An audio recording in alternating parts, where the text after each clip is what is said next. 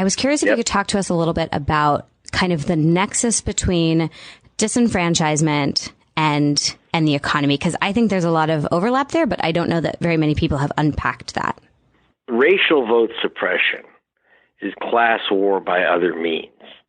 When we talk about people who can't vote because of Mickey Mouse rules to supposedly stop voter fraud, yes, it's usually the victims can be identified by their color. They're black voters, they're brown voters, they're Asian American voters now. But in general, we're talking about a class issue. So, for example, we take the issue of voter ID. Now, we do know that voter ID, the demand that you produce a voter ID in order to vote, which is meant to stop voter fraud. So someone can't use your name, I'm going to vote for Greg Palast. Someone steals my name and votes in my name. Well, the thing is, it started in Indiana, and in 100 years of record keeping, Indiana didn't have a single example of someone voting, using someone else's name to vote. They couldn't come up with one example. Wisconsin, one single example. But what's happening? Well, when the studies were done about who didn't have the proper ID, this meant who doesn't have driver's licenses? Well, to begin with, people who don't drive. Who doesn't drive? People who can't afford a car. And so now not being able to afford a car means not being able to afford to vote. So that's a class issue.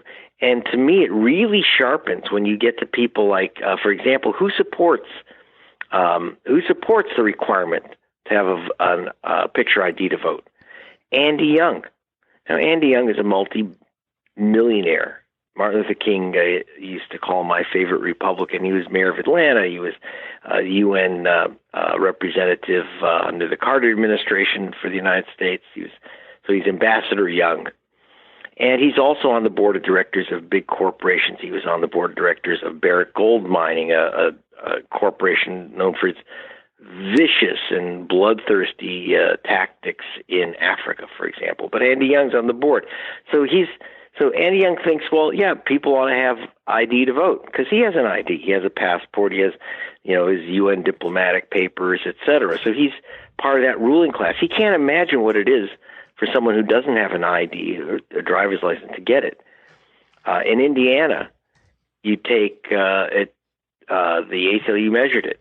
It was the average county seat to get a non-voter ID. To get that non-voter ID is 17 miles away from the average voter. If you don't have a car, you got to take a bus.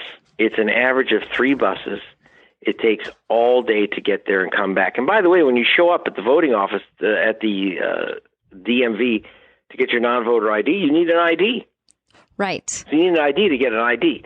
So, what happens is, and the Supreme Court, Justice Scalia, who the devil took back Rest early. his soul. Justice Scalia had a black BMW.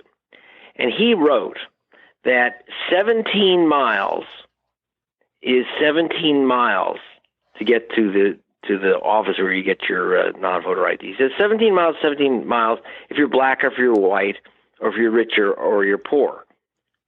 No, that's not true.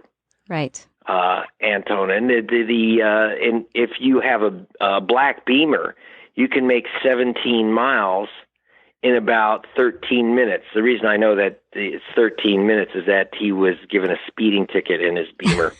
That's how I know he has his black Beamer, or had one. And but if you're poor and you don't have a black Beamer, then it takes you all day to go back and forth. So it's actually to the point where these people don't know and don't care that the right to vote is becoming a mark of the privileged, not just a mark of the white.